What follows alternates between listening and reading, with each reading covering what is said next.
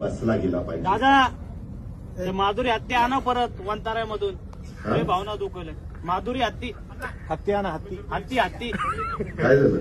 त्याला वंतारामध्ये घेऊन गेले. ते कोल्हापूरची हत्ती आहे. लोकांची लय भावना दुखवली त्या हत्तीमुळे. अरे माधुरी हत्तीचं माधुरी हत्तीच म्हणलो की.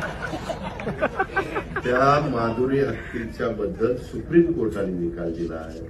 आपण संविधान आणि कायद्याने देश चालवतो. तुला आठवत असेल माग आपल्या आता ही हत्ती त्याच्यामध्ये कायदा सुरू केलाय. शेवटी तुम्हाला मला जसा जगण्याचा अधिकार आहे तसा पक्ष्यांनाही जगण्याचा अधिकार आहे, प्राण्यांनाही जगण्याचा अधिकार आहे.